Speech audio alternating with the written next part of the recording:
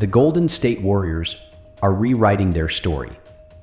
After a decisive victory over the New Orleans Pelicans, they now lead their NBA Cup group with an undefeated 3-0 record. This isn't just about a win, it's about proving they're still a dynasty, still a force to be reckoned with. Steph Curry is at the helm of this resurgence, but the entire team is stepping up to reestablish their dominance. If Kendrick Perkins or anyone else doubted them before, it's time to reconsider.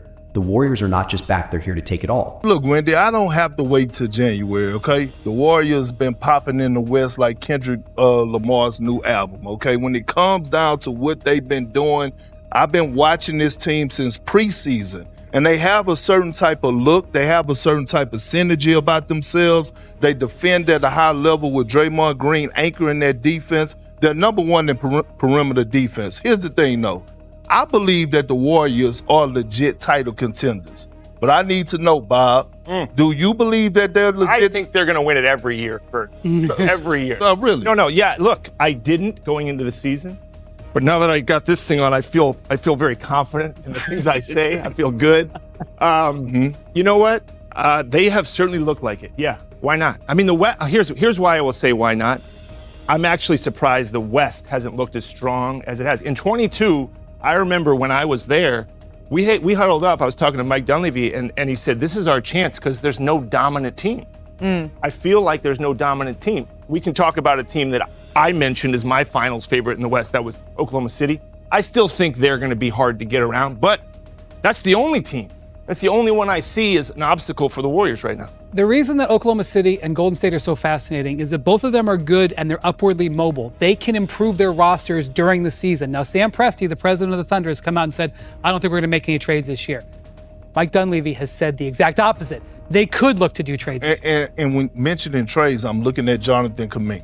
Started the season in the starting lineup, now moved to the bench. Some nights he's playing 20 plus, some nights he's not. Didn't get his contract extension. So if it's one player to look at that they can move to upgrade and get better, that's that guy. But I think the West has been so uncertain as well because of all the injuries we've seen to teams that we expected maybe to be a little bit more dominant. The Warriors' victory over the Pelicans wasn't just a win, it was a masterclass in teamwork, depth, and resilience. Andrew Wiggins, who had faced criticism for inconsistent performances earlier this season, exploded for a season-high 30 points. His late-game heroics, including a dazzling spin move and clutch floater, ensured the Pelicans never got closer than 2 points in the final minutes. This is the Wiggins Golden State has been waiting for a player who attacks the basket, dominates on defense, and steps up when it matters most. Meanwhile, Steph Curry orchestrated the game with his signature brilliance. His 19 points may seem modest on paper, but his leadership on the court was undeniable. Every defensive rotation, every offensive set it all started with Curry.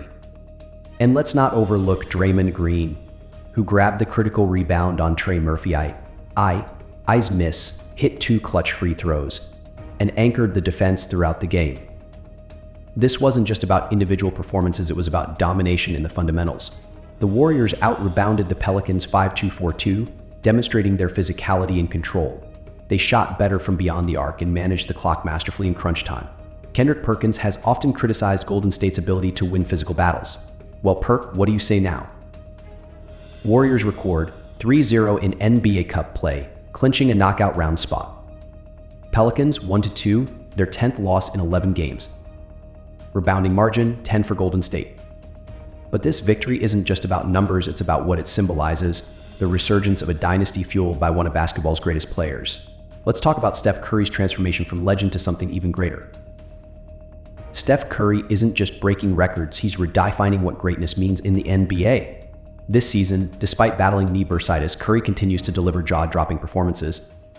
Through 11 games, he's averaging 23 points, 6.5 assists, and 5.2 rebounds with shooting splits of 49% from the 44% from 3 and 95% from the line.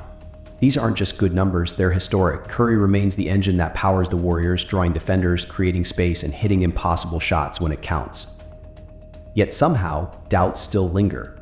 Kendrick Perkins recently said that Curry isn't as dominant as he used to be. But let's look at the facts. Against Dallas, Curry scored the Warriors' last 12 points to secure a win. Against Memphis, he quietly dismantled their defense without needing to score 30. He's not just playing the game, he's controlling it. Beyond the numbers, Curry's impact goes deeper. His presence alone forces defenses to overcommit, opening up opportunities for teammates. He's a leader in every sense, rallying the Warriors through adversity and guiding younger players like Brandon Podziemski, who are finding their footing in a championship environment. Is there a player in the league more valuable to their team than Curry? Doubtful. And if you disagree, ask yourself this: how many players could carry the weight of a dynasty on their shoulders while continuing to innovate the game itself? But even a legend like Curry needs support. This season, the Warriors' supporting cast has risen to the occasion, making Golden State more dangerous than ever. The Warriors aren't just about Steph Curry, they're a team filled with stars who are shining brighter than ever. Andrew Wiggins, for one, is back to attacking the basket with the aggression that made him a key piece in their 2022 championship run.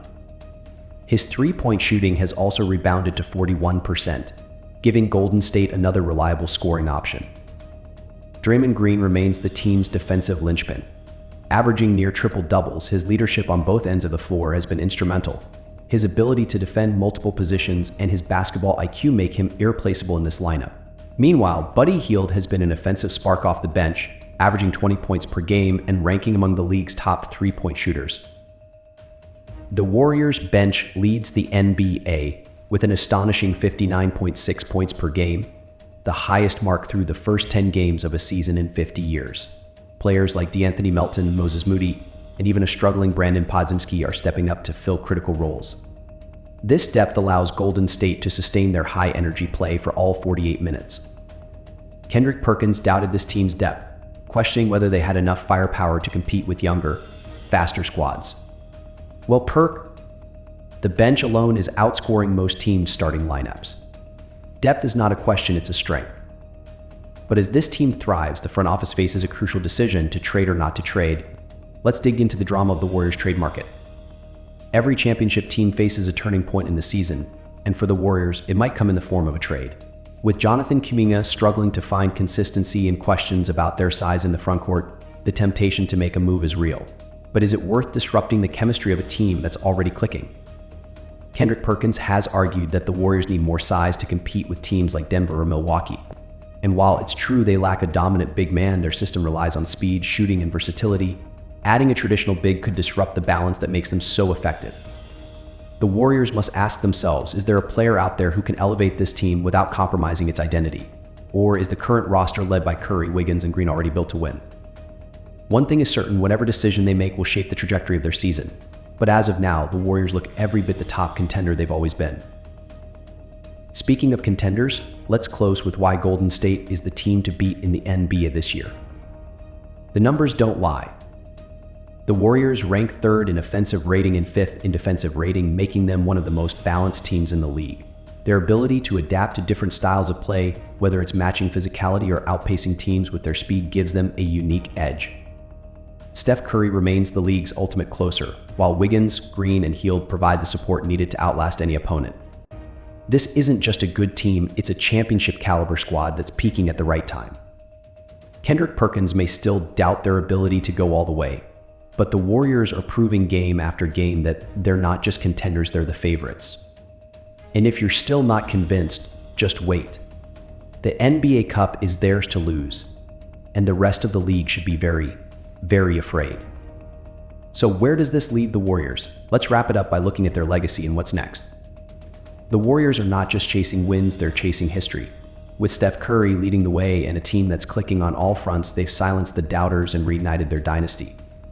Whether it's the NBA Cup or the Larry O'Brien Trophy, one thing is clear, the Warriors are the standard, and everyone else is just trying to catch up. Kendrick Perkins and anyone else who's still skeptical, take note. This is the Warriors world we're all just living in.